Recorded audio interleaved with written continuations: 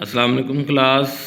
उम्मीद है आप सब लोग ठीक होंगे और ये भी उम्मीद है मुझे कि मेरे बच्चे रोज़ की ऑनलाइन क्लासेस का जो काम है उसको हैंड रीडिंग में अपने आप कर रहे हो और इसकी प्रैक्टिस करते जा रहे हो।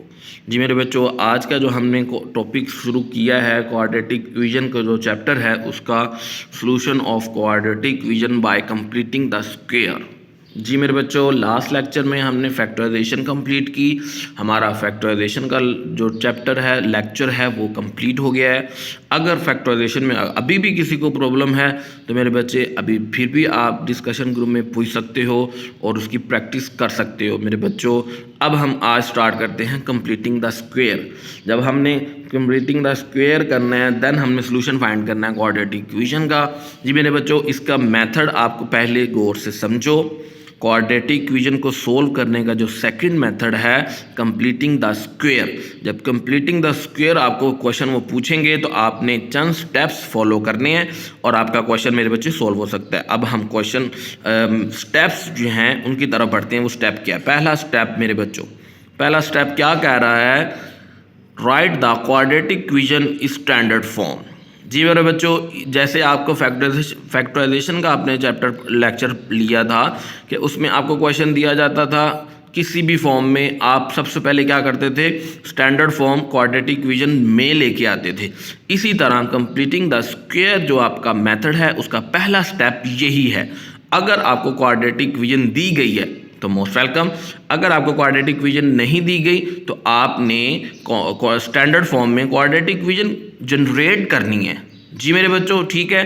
सेकंड स्टेप में मेरे बच्चों क्या आ रहा है कि divide the both side of the equation by the coefficient of x square if it is not already 1। इससे क्या मुराद है? आप गौर से सुने। जी मेरे बच्चों, जब आपने क्वाड्रेटिक इक्वेशन जनरेट कर ली, आप देखेंगे कि एक्स स्क्वायर के साथ अगर कुछ भी लिखा है 1 के अलावा, मीन टू से अगर सिंपल एक्स स्क्वायर है तो देन बहुत अच्छी बात है। अगर कोई नहीं है तो आपने क्या करना है? अगर कुछ है, मिसाल के तौर पे अभी हम एग्जांपल करेंगे, आपको समझ आएगी। अभी भी मैं आपको एक मिसाल दूं कि अगर आपका एक्स स्क्वायर के साथ मिसाल के तौर पे 3 लिखा हुआ है, 4 लिखा हुआ है, 2 लिखा हुआ है, तो आपने क्या करना है? Divide the both side of the equation by the coefficient of x square. जो भी कोफिशिएंट लिखा है, मीन टू से अगर एक्स स्क्वायर के साथ 2 लिखा है, 4 लिखा है, 5 लिखा है, समथिंग एल्स, आपने क्या करना है? आपने बोथ साइड जितने भी फैक्टर लिखे हैं उस तरफ 0 है, इस तरफ जितने भी आपके फैक्टर 3 फैक्टर होंगे, तीनों के साथ उस कोफिशिएंट केस को आपने डिवाइड कर देना है। जब कोफिशिएंट डिवाइड हो जाएगा तो ऑलरेडी एक्स स्क्वायर के साथ 1 लिखा आ जाएगा। मीन टू से एक्स स्क्वायर को सिंपल मैं आपको ये बताऊं कि एक्स स्क्वायर को आपने खाली करना है, एक्स स्क्वायर को आपने अकेला करना है। एक्स स्क्वायर के साथ कुछ भी लिखा है उसको आपने उसके साथ नहीं रहने देना। जी मेरे बच्चों, थर्ड स्टेप हमें क्या कह रहा है? Shift the constant term to the right hand side. जी मेरे बच्चों, आपने क्वाड्रेटिक इक्वेशन जनरेट कर ली। क्वाड्रेटिक इक्वेशन जनरेट करने के बाद आपने एक्स स्क्वायर के साथ कोफिशिएंट जो भी लिखा हो उसको ख़त्म किया। उसके बाद थर्ड स्टेप आता है कि आपकी क्वाड्रेटिक इक्वेशन के अंदर जो भी कांस्टेंट टर्म है, मीन टू से जिसके साथ एक्स नहीं लिखा हुआ, उसको आपने इधर से उठाकर दूसरी साइड पर ले जाना है। इक्वल के दूसरी साइड पे आपने शिफ्ट कर देना है। ये आपका थर्ड स्टेप है। हर क्वेश्चन में आपने ऐसा ही करना है। फोर्थ स्टेप क्या कह रहा है मेरे बच्चों? Add the square of 1/2 add the square of 1/2 of the coefficient of x to both side।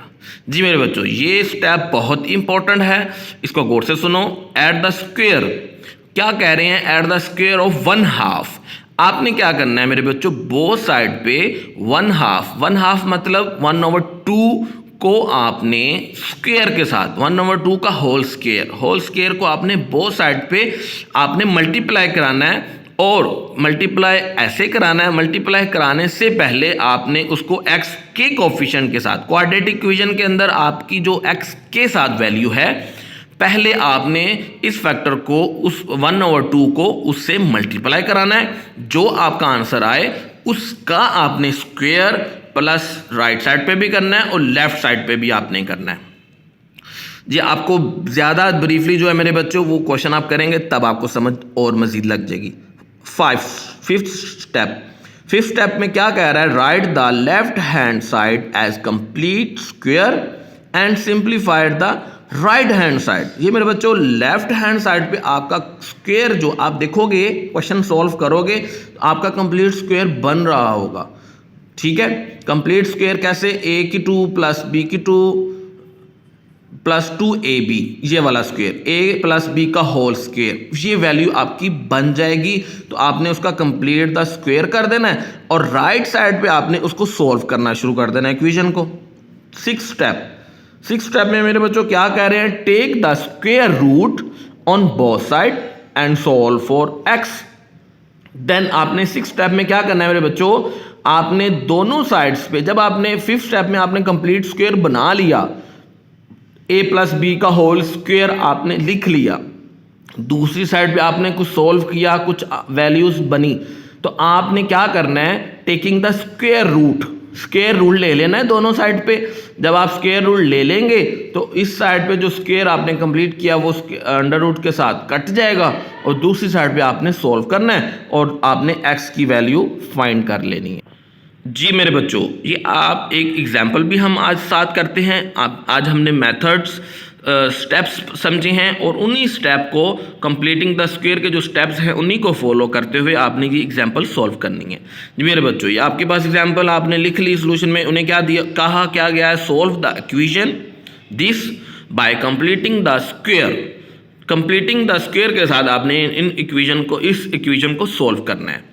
आपको क्या नजर आ रहा है, इक्वेशन आपने लिख ली, आपने फर्स्ट ऑफ ऑल क्या करना है, राइट द स्टैंडर्ड फॉर्म में इसको कन्वर्ट करना है। मीन टू से ये देखें इक्वल टू 0 नहीं है, स्क्वायर की फॉर्म में है, तो इसको आपने इक्वल टू 0 आपने कर लिया मेरे बच्चों।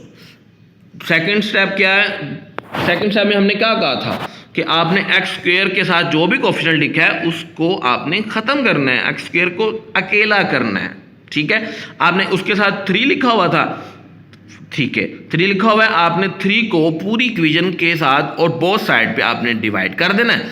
इसी तरह आपका एक्स स्क्वायर अकेला हो जाएगा, बाकी वैल्यू के साथ आप 3 डिवाइड लिखा आ जाएगा नजर आपको, जो सोल्व होता है उसको सोल्व कर लें, बाकी आप एक्स क्यूब 3 आप लिखा रहने दें।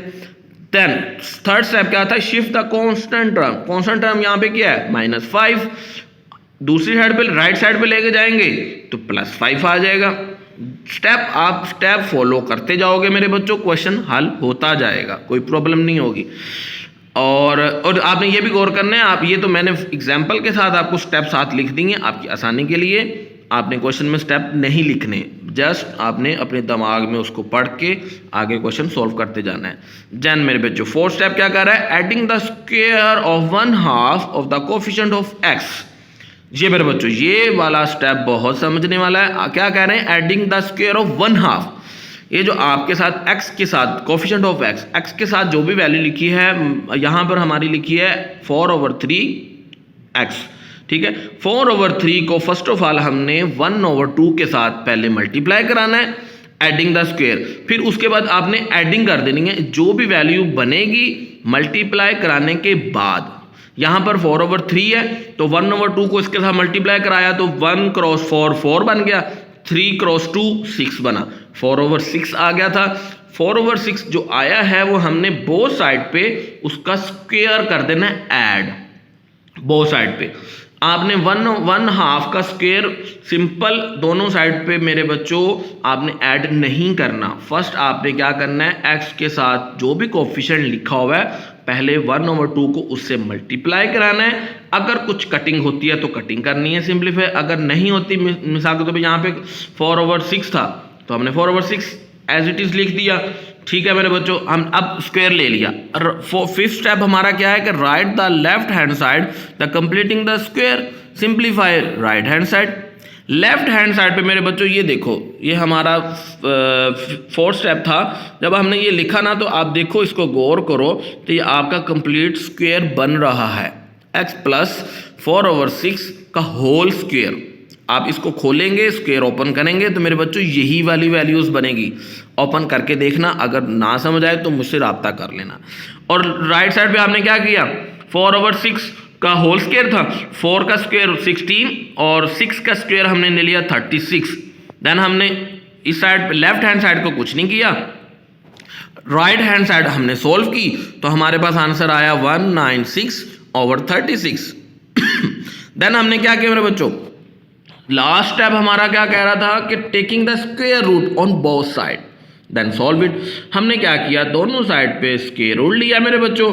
यहाँ पर जो स्क्वायर था वो अंडर रूट के साथ कट गया, स्क्वायर रूट के साथ कट गया, तो हमने इसको सिंप्लीफाई सॉल्व करना है। यहाँ पर दूसरी साइड पे मेरे बच्चों राइट हैंड साइड पे 196 का अंडर रूट जब हमने लिया एज अ कैलकुलेटर तो 14 आंसर आया, और 6 का आप ज़्यादा अच्छा जानते हैं कि 6 का अंडर रूट क्या आएगा, 36 का अंडर रूट क्या आएगा 6, तो प्लस माइनस लिख लिया। अब हमारे पास इक्वेशन कौन सी आई है, x + 4/6 इज इक्वल टू जमा माइनस 14/6, यह हमारे पास लास्ट इक्वेशन बन गई है। अब जमा माइनस लिखा हुआ है तो मेरे बच्चों आपने क्या करना है कि इसको दोनों साइड पे मेरे बच्चों इसको सिंप्लीफाई भी करना है। गौर से ये मेथड देखो कैसे किया हुआ है, एक साइड पे प्लस सोल्व करना है, एक साइड पे माइनस के साथ इक्वेशन लिख लेनी है, उसको सॉल्व करना है। जब आप सॉल्व करोगे कुछ एलसीएम लोगे तो आपके पास मेरे बच्चों दो आंसर, एक्स के दो आंसर आएंगे, एक प्लस में होगा एक माइनस में होगा। मेरे बच्चों हमारा ये सोल्यूशन सेट क्या निकला है, -3,5/3। जी मेरे बच्चों ये आज की एग्जाम्पल थी, और कंप्लीटिंग द स्क्वायर आज हमने मेथड्स शुरू किया है, और मज़ीद इसकी एग्जाम्पल करेंगे नेक्स्ट लेक्चर्स में।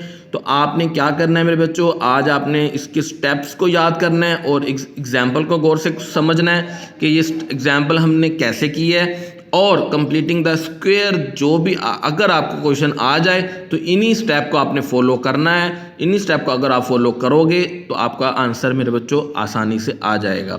Most all the best.